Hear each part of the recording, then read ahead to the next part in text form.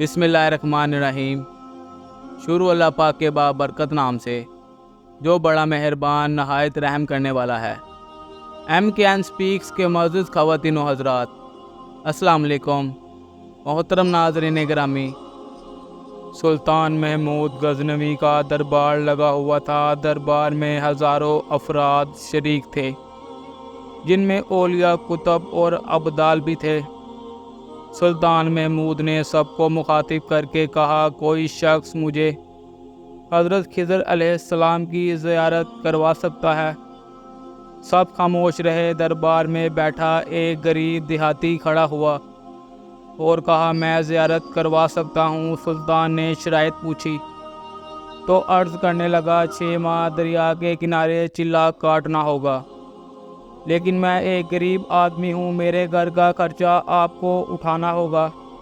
سلطان نے شرط منظور کر لی۔ اس شخص کو چلے کے لیے بھیج دیا گیا اور گھر کا خرچہ بادشاہ کے ذمہ ہو گیا۔ 6 ماہ گزرنے کے بعد سلطان نے اس شخص کو دربار میں حاضر کیا اور پوچھا تو دیہاتی کہنے لگا، حضور کچھ وظائف الٹے ہو گئے ہیں، لہٰذا 6 ماہ مزید لگیں گے۔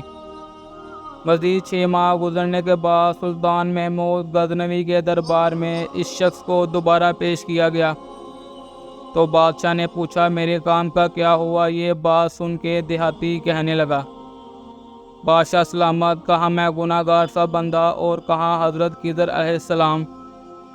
میں نے آپ سے جھوٹ بولا، میرے گھر کا خرچہ پورا نہیں ہو رہا تھا، بچے بھوک سے مر رہے تھے، اس لیے ایسا کرنے پر مجبور ہوا۔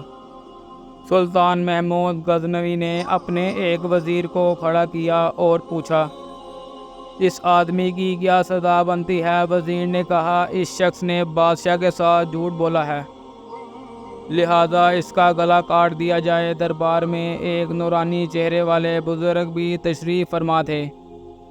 کہنے لگے، بادشاہ سلامت، اس وزیر نے بالکل ٹھیک کہا ہے۔ بادشاہ نے دوسرے وزیر سے پوچھا، آپ بتاؤ۔ اس نے کہا، اس شخص نے آپ کو دھوکہ دیا ہے، اس کا گلا نہ کاٹا جائے بلکہ اسے کتوں کے آگے ڈال دیا جائے تاکہ یہ ذلیل ہو کر مرے، ایسے مرنے میں کچھ وقت تو لگے گا۔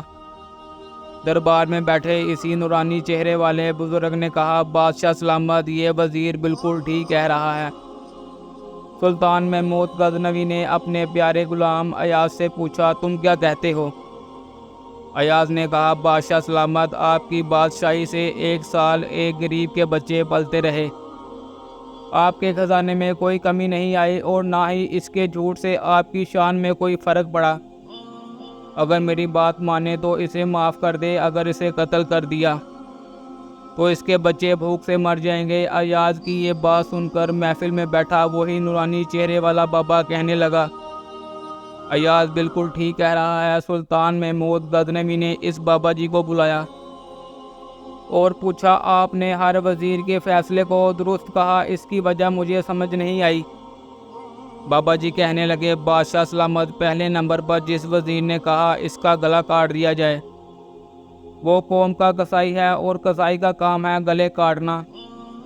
اس نے اپنے خاندانی رنگ دکھایا، غلطی اس کی نہیں، آپ کی ہے کہ آپ نے ایک قصائی کو وزیر بنا لیا۔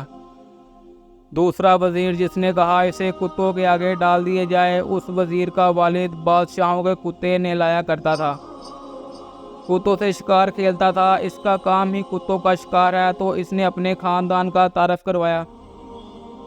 آپ کی غلطی یہ ہے کہ ایسے شخص کو وزارت دی، جہاں ایسے لوگ وزیر ہوں وہاں لوگوں نے بھوک سے ہی مرنا ہے۔